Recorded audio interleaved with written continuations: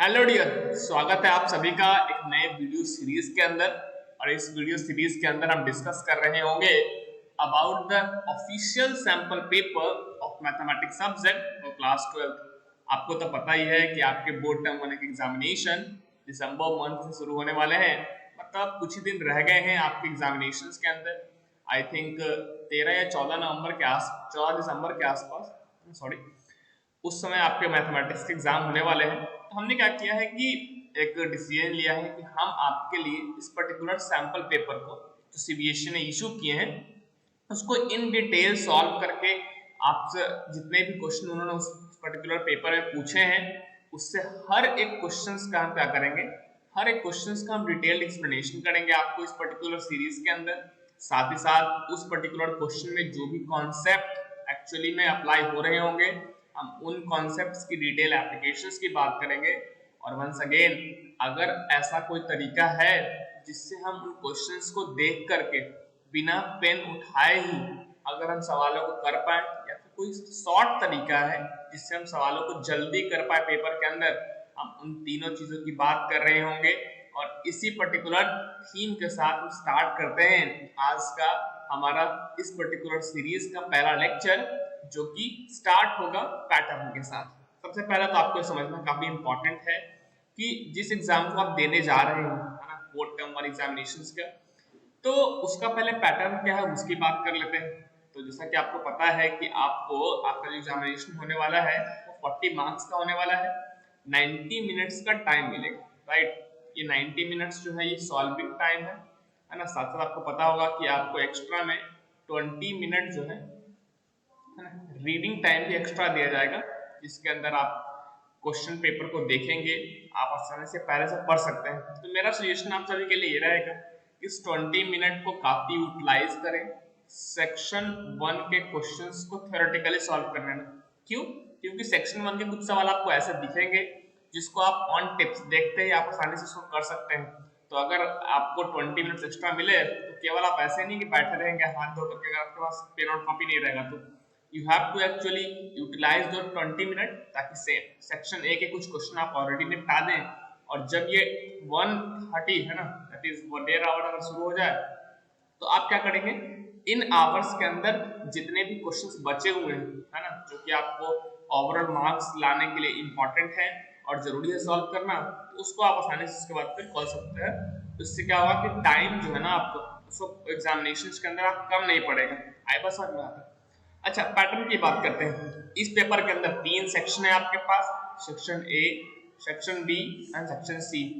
हर एक पार्ट को करना जरूरी है। मतलब ऐसा नहीं है कि आपने केवल ए पार्ट के 20 क्वेश्चन कर दिए, बी पार्ट के 20 क्वेश्चन कर दिए और सी पार्ट को अटेम्प्ट नहीं किया। सेक्शन 1 में आपको 20 क्वेश्चन दिए जाएंगे, 20 में से आपको 16 अटेम्प्ट करने हैं, मैथ्स है ना, 16 अटेम्प्ट करने हैं और 16 मार्क्स आपको मिल जाएंगे फाइनली। 16 से ज्यादा अटेम्प्ट ना करें, बिल्कुल जो इंस्ट्रक्शन दिए गए हैं पेपर के अंदर आप उसको फॉलो करें।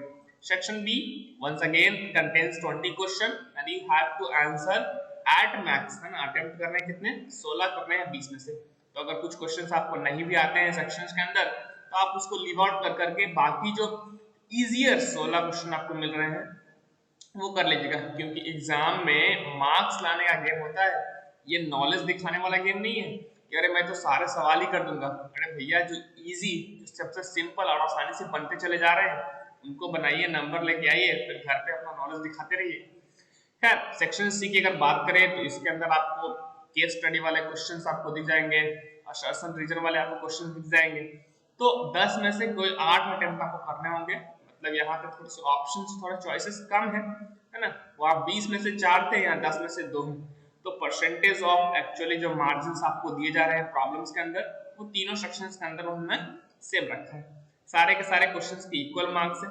इसलिए मैं बोल रहा हूँ कि चाहे हार्ड क्वेश्चन करो चाहे इजी करो, मार्क्स तो मिलने हैं एक ही। और अगर मार्क्स एक ही मिलने हैं और हमें टाइम कम लग रहा है किसी क्वेश्चन को सॉल्व करने में, तो हम दूसरे को क्यों सॉल्व करें अगर हमारे पास ऑप्शन है कि हम इजी और हार्ड अपने आप से सिलेक्ट कर सकते हैं। तो ये एक बहुत ही इंपॉर्टेंट रोल होने वाला है इसका, जब आप पेपर दे रहे हैं कि क्वेश्चन सिलेक्शन आप कैसे करते हैं, किन इजी क्वेश्चंस को आप पिक करते हैं जल्दी से और किन हार्ड क्वेश्चंस को आप लीव आउट करते हैं। अगर हम लास्ट पॉइंट देखें तो ये भी काफी इंपॉर्टेंट है, नो नेगेटिव मार्किंग। मतलब ये कि उन लोगों को जिन्हें तुक्का मारने में, है ना, मैं यहाँ पे लिख भी देता हूँ ऑप्शन, एक्चुअली जिनको तुक्का मारने में काफी इंटरेस्ट है, जो एक्चुअली में कैपेबल नहीं है बहुत सारे क्वेश्चंस करने के लिए, तो मैं तो उनको सजेशन देता हूँ कि 40 तो अटेम्प्ट करें ही करें। अगर पूरे नहीं भी हो रहे हैं तो उनका कोई ऑप्शन जरूर टिक करके आए, चाहे कोई भी तिक्रम लगाए। बट चूंकि निगेटिव मार्किंग है ही नहीं तो खाली छोड़ने का कोई थीम पॉइंट बनता ही नहीं है। आई बात समझ में? तो ये सारा डिस्कशन हमने किया है। चलिए हम स्टार्ट करते हैं पैटर्न के बाद क्वेश्चन नंबर 1 के साथ।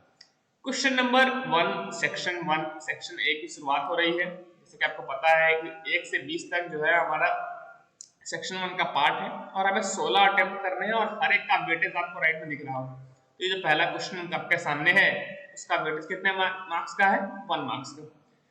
अगर आप गौर से देखें इस सवाल को, मैं लिखता हूं पहले यहाँ पे सॉल्यूशंस की हम बात कर रहे हैं इसका। तो ये है sine of pi by 3 minus of sine inverse of minus का हाफ, राइट।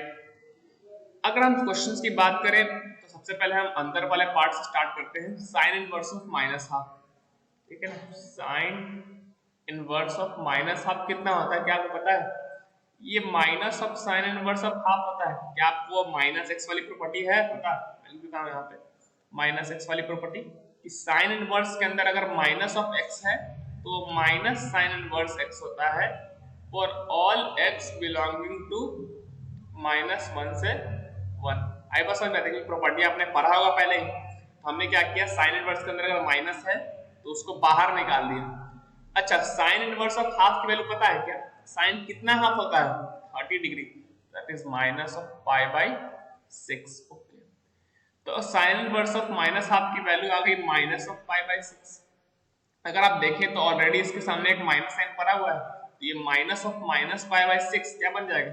देखिए अब सवाल आपका ऐसा बन गया है कि पाई बाई 3 और minus of minus pi by 6 बन जाएगा प्लस का पाई बाई 6, यानी कि साइन पाई बाई, ये पाई बाई 3 प्लस पाई बाई 6 है ना, 30 प्लस 60 हो जाएगा 90, और साइन पाई बाई 2 की वैल्यू कितनी होती है?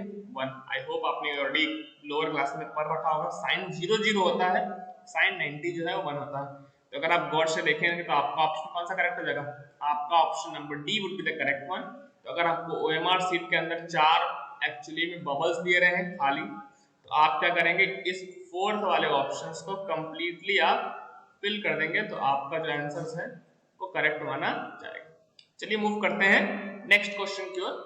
बट उससे पहले जैसा कि मैंने बोला था कि हम हर एक क्वेश्चंस के अंदर इन्वॉल्व कॉन्सेप्ट्स की बात करेंगे। तो एक्चुअली में किस पर्टिकुलर चैप्टर से पूछा गया है? ये क्वेश्चन पूछा गया है इनवर्स ट्रिगोनोमेट्री चैप्टर से, ठीक है ना। ये आप, और इसके अंदर कॉन्सेप्ट क्या है? इसके अंदर कॉन्सेप्ट वाली प्रॉपर्टी है ना, प्रॉपर्टी से पूछा गया आपसे। अच्छा, मैं कुछ एडिशनल प्रॉपर्टी आपको लिखा देता हूं जो कि आपको एग्जाम में शायद काम आ जाए। ये माइनस एक्स वाली प्रॉपर्टी कि साइन इनवर्स के अंदर अगर माइनस एक्स हो तो आप माइनस को बाहर फेंक सकते हैं, है ना। ऑब्वियसली एक्स की अगर हम बात करें तो आपको डोमेन का ख्याल रखना पड़ेगा, और डोमेन का ख्याल रखने के लिए एक्स की वैल्यू -1 से 1 के बीच में होनी चाहिए। सिमिलर प्रॉपर्टी टैन इनवर्स भी दिखाता है। टैन इनवर्स के अंदर अगर माइनस ऑफ समथिंग है तो एक्चुअली में आउटपुट में वो माइनस का टैन इनवर्स एक्स देगा। और यहाँ पे तो आपको पता है डोमेन की कोई रिस्ट्रिक्शंस होती नहीं है, तो x की जो मर्जी रखना है रख लो, tan inverse of minus x minus tan inverse x ही होगा। अच्छा, तीसरी अगर हम बात करें जस्ट उसी की तरह cosec इनवर्स भी आपको एक प्रॉपर्टी माइनस एक्स वाली शो करता है, बिल्कुल सिमिलर तरीके से। ये माइनस जो है वो बाहर आ जाता है, तो एक्चुअली में माइनस cosec इनवर्स x, और ऑब्वियसली आपको पता है कि डोमेन इसका -∞ से -1 यूनियन 1 से इंफिनिटी होना चाहिए। आई बात समझ में आता है? और फिर हम मूव करते हैं फोर्थ पार्ट की ओर। चलिए रुकिए यहाँ पे थोड़ा सा, फोर्थ पार्ट की ओर। तो अब 3 जो ट्रिग्नोमेट्रिक फंक्शन है, इनवर्स ट्रिग्नोमेट्रिक फंक्शन, उसका डिस्कशन तो हमने कर लिया, तो जो बाकी 3 है उसकी बात कर लेते हैं। तो साइन के अलावा आता है cos inverse of minus x. तो ये जो है वो पाई माइनस, है ना, ऐसे करके खुलता है, आपको ये भी जानना चाहिए for all x belong to -1 से 1। पांचवी जो प्रॉपर्टी आपको ध्यान रखनी है बिल्कुल इसी से related, that is sec inverse of minus x. ये होता है pi minus sec inverse of x for all x belong to -∞ से -1 यूनियन 1 से इंफिनिटी।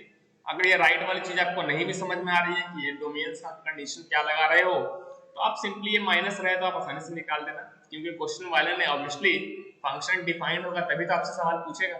और आखिरी जो बच जाता है ना, that is simply cot inverse of minus x, तो ये भी उसी तरह से खुलेगा pi minus cot inverse of x.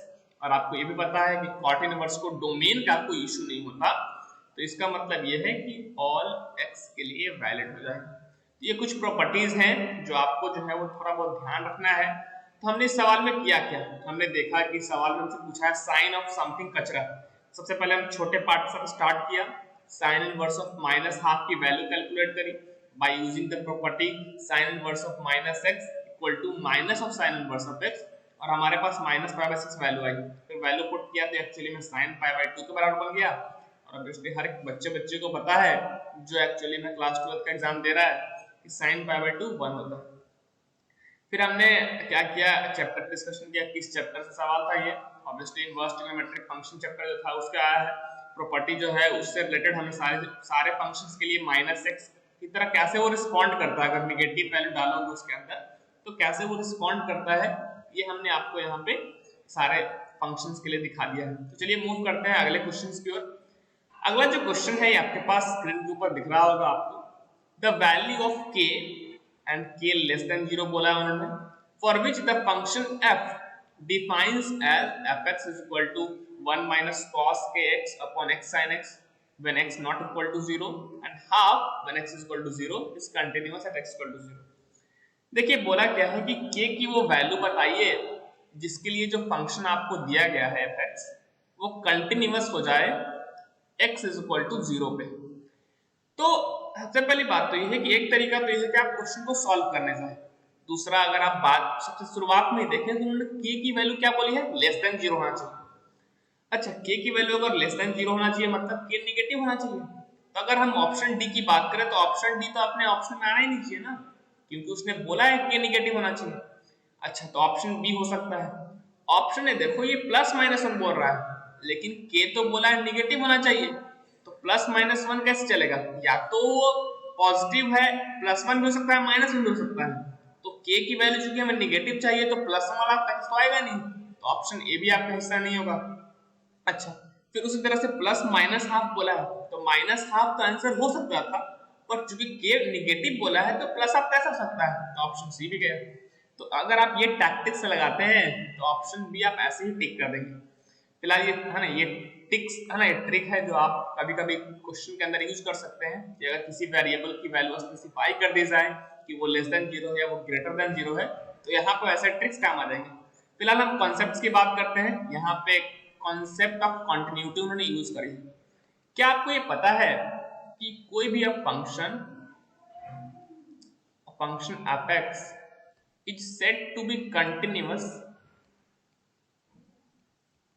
at x is equal to a, किसी भी एक point x is equal to a पे फंक्शन को कंटिन्यूअस हम बोल सकते हैं अगर उस पॉइंट पे लिमिट की वैल्यू फंक्शंस के एग्जैक्ट वैल्यू के बराबर आ जाए। ये कॉन्सेप्ट आपको कंटिन्यूटी में पढ़ाया जाता है।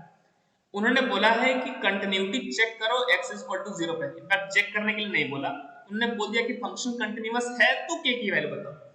मतलब यह है कि ये जो फंक्शन हमें दिया गया है ना 1 minus cos kx upon x sin x, ठीक है ना, x नॉट इक्वल टू 0 के लिए।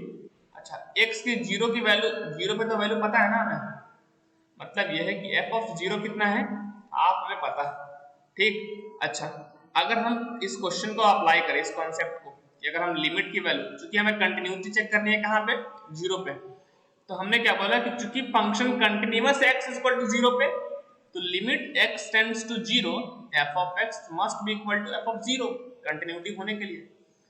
इसी को हम ढंग से लिखेंगे तो limit x tends to 0 f(x) equal to f of 0 कितना है मेरे भाई, f ऑफ 0 है हाफ। अच्छा, फंक्शंस की वैल्यू हमें पता है क्या, बिल्कुल पता है। क्या है फंक्शन की value 1 minus cos kx upon x sin x, ये हाफ के बराबर है, ठीक है ना। अच्छा, चलिए अब लिमिट की वैल्यू निकाल